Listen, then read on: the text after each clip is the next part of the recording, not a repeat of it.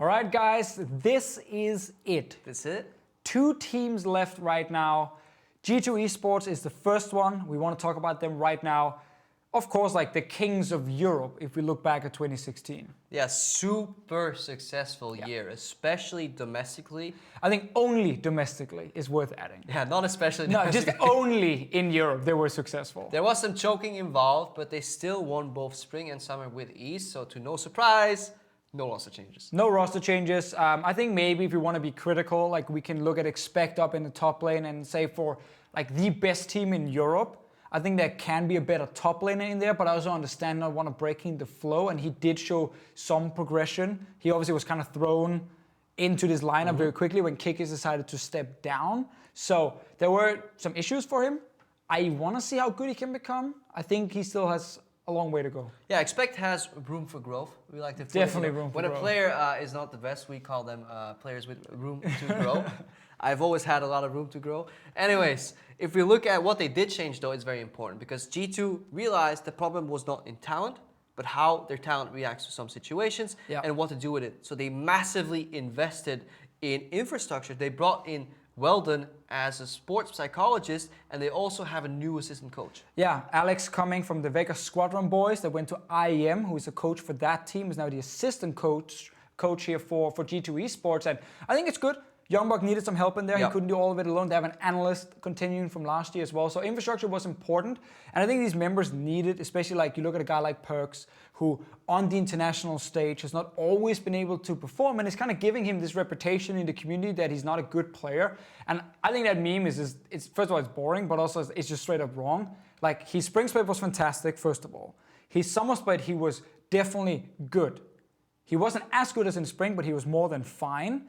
And yes, internationally, he struggled, but I think a lot of that is mentally. He's had like issues performing on stage, not the actual player, because his mechanics have always been very, very good. I think, honestly, the community there has issues separating the tweets and the bravado and the bad boy image that G2 want to portray, and then they forget about the performance domestically. Because G2 were a powerhouse in Europe. Yes, maybe other teams weren't as good, but they still won both splits. However, we can critique and honestly ask the question, why does G2 continuously fail internationally? Yeah, and I mean, we mentioned it already a little bit. I think there's a lot of different things here. There's probably not just like one right answer here, but like one of them is mentally on stage, when the pressure's on you, when Europe is behind you, kind of going like, okay, what can you do, G2? I think MSI explained itself because the team was breaking up. Like they were doing roster changes. But then that pressure gets added to Worlds because they were so bad at MSI to kind of prove, especially a guy like Perks, and he crumbles under pressure. Honestly, I think MSI, given the context, is somewhat excusable. Yes, their messaging around it was poor. Of course. But for me, the problem I have with G2 is that they're a team, they're so good at following a roadmap. So during the split, they will practice and practice every single aspect of a game and nail it down to a T. That's why their lane swaps were fantastic. That's why they were always beating Splyce. Guess why? Because they were main scrim partners with Splyce. So they built up this exquisite roadmap together in the scrims, in the practice. But then suddenly, when that map changes, or when they get more opposition individually in their lanes, or when something super unpredictable happens, like Perks' mid lane tower falling at Worlds, like the unfortunate face check from Mitty, then the team goes on complete tilt. This is not excused tilt. No. Because a good team needs to learn how to react in the game to unfamiliar situations. Yeah, I mean, we have to remember that G2 are scrimming the same teams in Europe over and over, and they really know them extremely well, each individual player. At Worlds, you start facing teams you haven't played a lot against before. Good teams can adapt, they get rewarded, they get out of groups. A team like G2, who might be really good domestically, then turn into a really bad team internationally because, again, they face some of these new teams like Olaf Pick from CLG caught them off guard, roaming when they shouldn't be, proactive when you shouldn't be proactive. Like some of these mistakes we see from Trick and Perks, like it hurts the team. It's why they suddenly start failing, and it's stuff they need to really work on, but they know they have to work on it. That's why they bring in the bigger infrastructure. So G2 domestically, we expect them to continue being the best team. Yeah, the best team. That's why they're an A tier in our tier list. With the added infrastructure, they should be able to fight these issues. G2 has shown that they thrive in comfort, they crumble under pressure, but they can download a team. They know how to honestly read every single play from scrims, from watching these VODs, with having a wealth of information and time, so they should be able to continue that and reign supreme domestically. Again, G2 will not focus on beating European teams even harder. They will focus on becoming a strong international team. That clearly is the goal for 2017. I hope for the sake of Europe they can do it. And I just want to see, how good they can be in this spring split here. We like all the members. And it's actually going to be really interesting to follow their path towards potential international glory. Yeah, we'll see. No more choking. No more choking. We just talked about G2 Esports, the best team in Europe last year. Gonna talk about Giants now, who in the summer split actually became a legit team, but now here after the changes in the off season, I fear they're gonna be one of the worst teams now. I mean, let's bring those changes up and just look at it. They've managed to retain one piece of talent on their roster, that is Knight. He was honestly the star for Giants, and he will need to put in the work. However, he's a good mid laner. He's a very, very good mid laner. He's the man we're looking at to be like 1v9 and everything. Hoslin is still here as well. I think as a support last year, he was better than expected, but he never really became like this top talent, as you just mentioned there, which Knight managed to do. Other members coming in, I think Memento is worth highlighting for sure.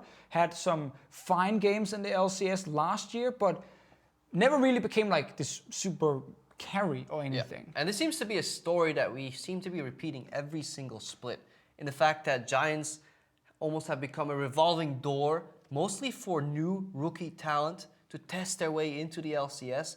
And that's what disappoints me in an organization like Giants, who have been here for quite a while, is that they cannot seem to retain any talent, and it's really inhibiting their growth. They only have Lozak as a coach. They've not publicly made any statements of expanding that analyst pool or infrastructure-wise. He's on his own, and every single split, a couple players come in, some do well, some do not, and most of them leave. And I think it's worth highlighting, to back up that point. Giants joined the LCS or rejoined the LCS after Season 3. They rejoined together with H2K and Unicorns of Love. Both those organizations have grown a lot. Rosters have become a bit more stable. They're keeping core superstar members on their team. Giants changing all the time. Knight is still here. That is the most important thing for them. And I think it raises like a really big question for Giants now. It's like, who else outside of Knight can actually step up and become like a star? And we need to look at the side lanes then, obviously, because we know Knight's in the mid lane. You look at top lane, because that's in this meta, standard lanes, with bot lanes being honestly neutral, except being 5-man partied upon. You need to have a strong top laner, and Flaxage, he is serviceable on tanks, but in the wealth of top laners that we have in European LCS this year, I don't think he's really going to stand out too much there. I agree. I mean, he was okay at IEM. He displayed a few tanks here and there, and it was hard for him to do like anything different or anything special. Memento, we talked about him earlier. I think he's an okay jungler. He's going to be okay. Him and Knight needs good synergy. Bot lane, I have huge question marks for. I think the European bot lanes are not the strongest outside like Sven and Mithy, and then you can argue like Mickey and Copy and Nuclear and Chain and so on. But I just don't think this bot lane is going to be that strong. And I think Giants just kind of lack reliable members who can win games outside of just Knight. Yeah, definitely good. It's for that reason that we'll have to put Giants, surprise, surprise, have one spot remaining in the bottom of our tier list. Yeah. Rough off-season, lost some key members, not really been able to replace them, only maintain Knight that we're super excited about.